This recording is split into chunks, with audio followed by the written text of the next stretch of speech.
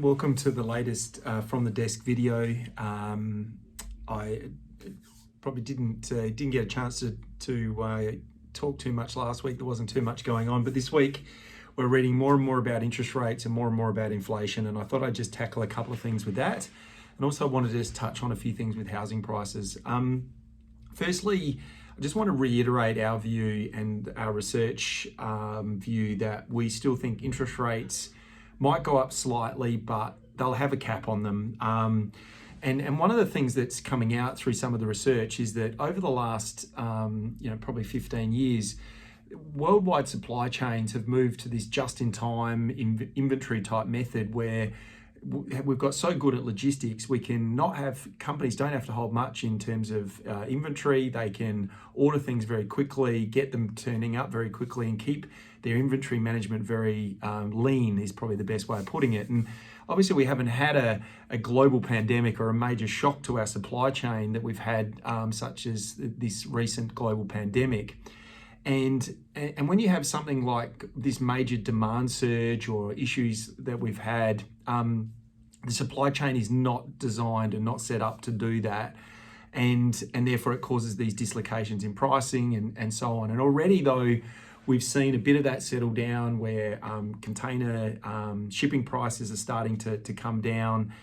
And therefore as the demand flexed, the supply chain probably couldn't flex it quick enough, but it'll settle down. And we think that transitionary type inflation will go away. I think the supply chain will slowly recorrect itself as the demand and the pipeline settles down a little bit. So I think that we still believe that this inflation effect is transitionary.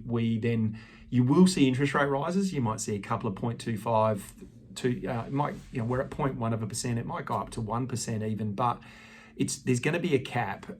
There's some data that we've seen where if interest rates were to move to even, if mortgage rates were to move to say 4.75% for borrowing rates, it would literally put a lot of people underwater as far as their borrowing repayment is concerned. So we think that borrowing rates will move up a touch, but they will be capped. And the essence of that means we're in for low interest rates for a long period of time. And it also means the knock-on effect for investors is it means that we're going to see between 0 and 1% term deposit and cash rates for a very long period of time. And I just want to reiterate that that's our view today. I'll try and include some slides and some background information on that with this EDM as well. The other thing that I have been getting asked a lot about is Australian housing.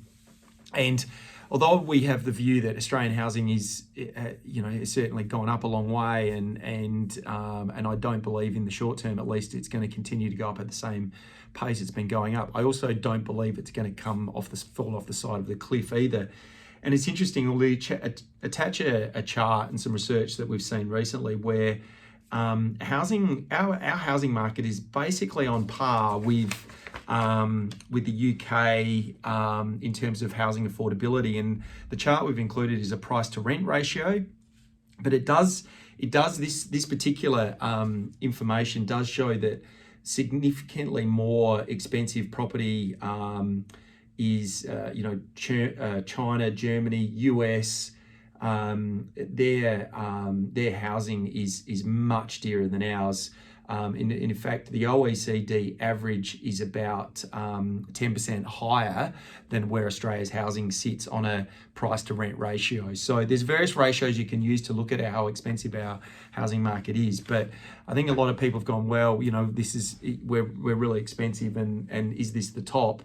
The short answer, on a global basis, that's certainly not the case. And so although we don't think it'll keep going up at the same pace, we certainly think there's a case for it to hold these levels in the short term.